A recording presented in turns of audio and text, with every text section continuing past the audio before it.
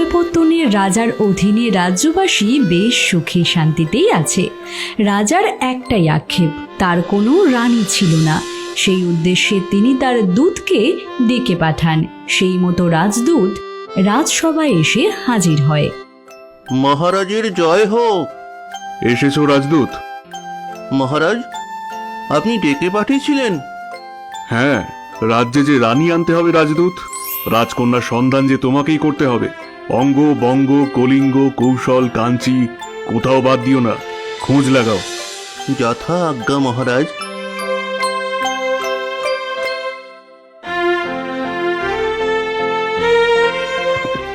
রাজার আদেশ মতো রাজদূত বেরিয়ে পড়ে রাজকন্যার সন্ধানে।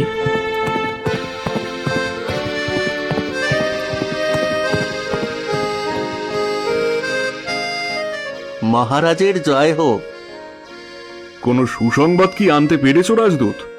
সে কি দেখলাম মহারাজ, কারোর চোখের জলে মুক্ত ঝরে, কারোর হাসিতে খসে পড়ে মানিক, কারোর দেহ চাঁদের আলোয় করা, সে যেন পূর্ণিমা রাতের স্বপ্ন। রাজা শুনেই বুঝলেন কথাগুলো সত্যিই বাড়িয়ে বলা। আমি নিজে যাব দেখতে। মহারাজ, তবে ফৌজটা কি? আমি লড়াই করতে যাচ্ছি না সেনাপতি। তবে পাত্রমিত্রদের খবর দিই। পাত্রমিত্রদের পছন্দ নিয়ে কন্যা দেখার কাজ চলে না। তবে রাজহস্তি তৈরি করতে বলে দিই। আমার একজোড়া পা আছে। সঙ্গে কয়জন পেয়াদা যাবে? যাবে আমার ছায়া। আচ্ছা, তাহলে সেই বিশেষ রাজবেশ পড়ুন।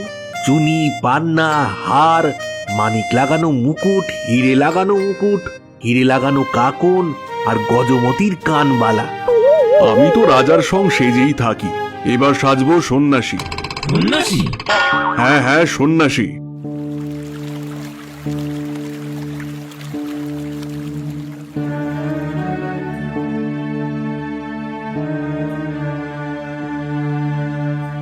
মহারাজ, আপনার সাধু সাজার সরঞ্জাম মহারাজ।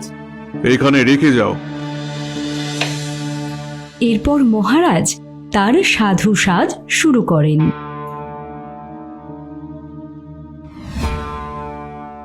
বম বম মহাদেব, বম বম মহাদেব।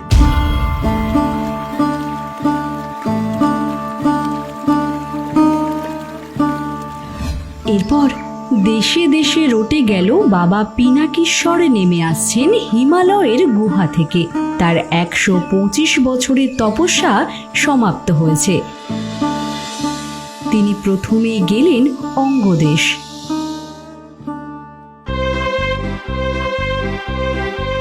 বম বম মহাদেব, বম বম মহাদেব।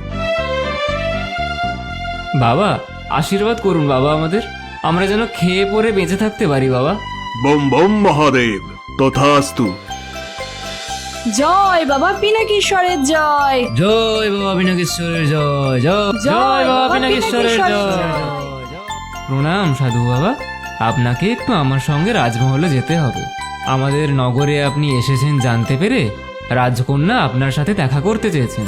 অবশ্যই যাব বৎস, রাজকুমারী যখন দেখা করতে চেয়েছেন। সাধু বাবা, চলুন তাহলে। রাজসিপাহী সাধুর বেশধারী রাজাকে নিয়ে চলল রাজভবনের উদ্দেশ্যে। অঙ্গ রাজকন্যার গায়ের রং উজ্জ্বল শ্যামলা, চুলের রং যেন ফিঙ্গের পালক, চোখ দুটোতে যেন হরিণের চমকের উঠার চাহনি। রাজকন্যা তখন আয়নার সামনে বসে সাজ করছেন। রাজকুমারী, চন্দন বেটে নিয়ে এসেছি। এনেছো? সেটা মুখে কে লেপে দেবে? এই তো দিচ্ছি রাজকুমারী। ঠিক করে লাগাও, আমার মুখের রং যেন চাপা ফুলের মতো দেখতে লাগে। রাজকুমারী, আপনার মাকড়সা জাল শাড়ি। রাখো ওখানে। আর আমার হাওয়া হালকা ওড়না কোথায়? এই তো রাজকুমারী, আমি নিয়ে এসেছি। আর এভাবেই সাজগোজ করতে করতে রাজকুমারীর 3 প্রহর কেটে যায়, তবুও তার সাজগোজ হয়ই না। সব কিছু হলো, কিন্তু তারপরেও যেন কিছু একটার কমতি রয়েছে। রাজকুমারী, সাধু বাবা এসেছেন আপনার সঙ্গে দেখা করতে, বাড়ির ঘরে আছেন। চলো যাই তবে।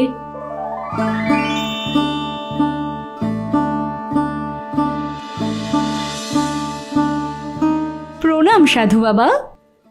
বলো কন্যা, তোমার কি জিজ্ঞাসা আছে? বাবা, আমাকে এমন চোখ ভোলানো সাজের সন্ধান বলে দিন যাতে রাজেশ্বরের লেগে যায় ধাঁধা। কেবল যেন আমার দিকে তাকিয়ে থাকে দিন রাত, কেবল সে আমার দিকে তাকিয়েই তার দিন রাত কাটিয়ে দিক। আর কিছুই চাই না? না, আমার আর কিচ্ছু চাই না। আচ্ছা, আমি তবে চললাম। সন্ধান মিললে না হয় আবার দেখা দেব। অঙ্গদেশে রাজকন্যার থেকে হতাশ হয়ে রাজা পৌঁছান বঙ্গদেশে।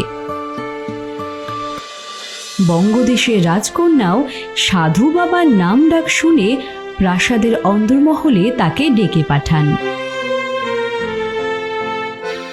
প্রণাম সাধু বাবা।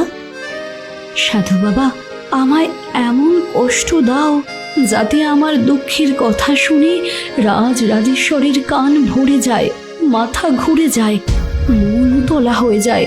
আমাকে ছাড়া যেন আর কারো কথা তার কানে না যায়। সেই মন্ত্র সন্ধান করতে বেরোলাম তাহলে। যদি পাই তবে ফিরে এসে দেখা হবে।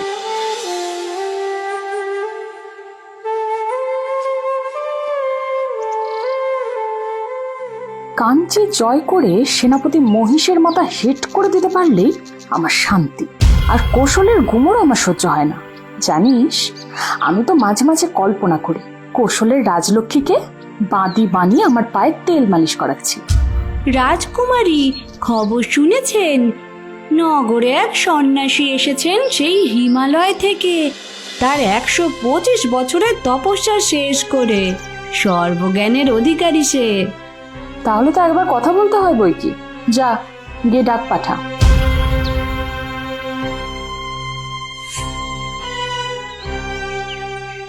রাজকুমারী, সন্ন্যাসী বাবা এসেছেন। ওনাকে ভিতরে আসতে বল। আচ্ছা। বম বম মহাদেব, বম বম মহাদেব। প্রণাম বাবা। কন্যা, কি মনোবাঞ্ছা তোমার? বাবা, শুনেছি সহস্রগ্নি আছে শ্বেত দ্বীপে, যার তেজে নগর গ্রাম সমস্ত পুড়ে ছাই হয়ে যায়। আমি যাকে বিয়ে করব, আমি চাই তার পায়ের কাছে বড় বড় রাজবন্দীরা হাত জোড় করে থাকবে, আর রাজার মেয়েরা বন্দিনী হয়ে কেউ বা চামড় দোলাবে, কেউ বা ছত্র ধরে থাকবে। আর কিছুই চাই না তোমার? আর কিছুই না। কোথায় চললেন? সেই দেশ জ্বালানো অস্ত্রের সন্ধানে চললাম। ও আচ্ছা। বেলা তখন 3 প্রহর।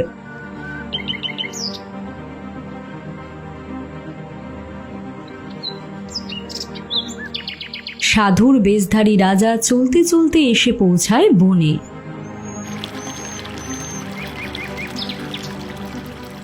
এই তো সামনে ঝর্ণা। স্নান এখানেই সেরে ফেলি। জটা জুট খুলে রাখি, ভিজে গেলে সমস্যা হবে।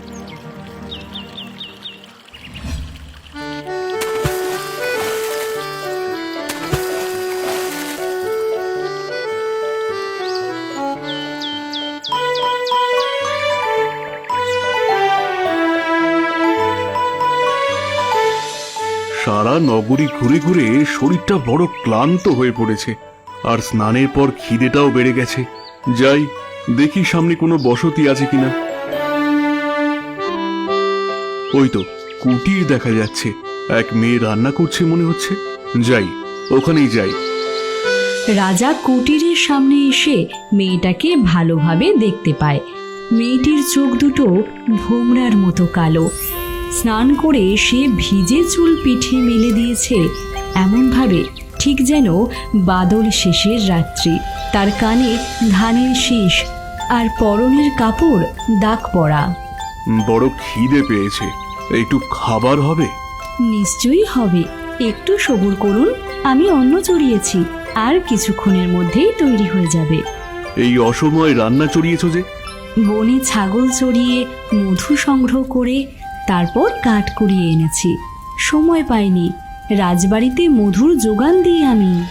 ও আচ্ছা, আমাকে তোমার ভাগের খাবার দিলে তুমি কি খাবে? আমি তো বনেরই মেয়ে, জানি কোথায় ফল মূল কুড়িয়ে পাওয়া যায়, সেই হবে আমার ঢের। আর অতিথিকে অন্ন দিলে পুণ্যি হয় পুণ্যি, গরিবের ভাগে তা তো সহজে জোটে না। তোমার আর কে আছে? আছে আমার বুড়ো বাপ। বনের বাইরে তার কুঁড়ে ঘরে আমি ছাড়া আর তার কেউ নেই। কাজ শেষ করে কিছু খাবার নিয়ে আমি তার কাছে যাই। আমার জন্য তিনি পথ চেয়ে আছেন যে। নিন, এই খাবারটা খেয়ে নিন।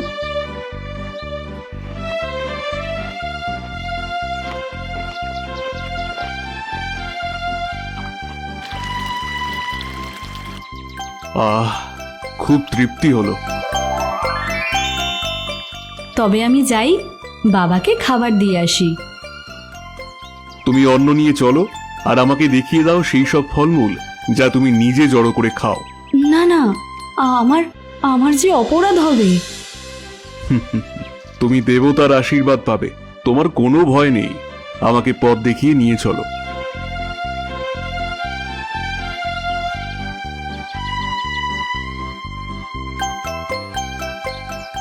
এই দেখুন কত ফল। যাই, আমি ফল পেড়ে আনি।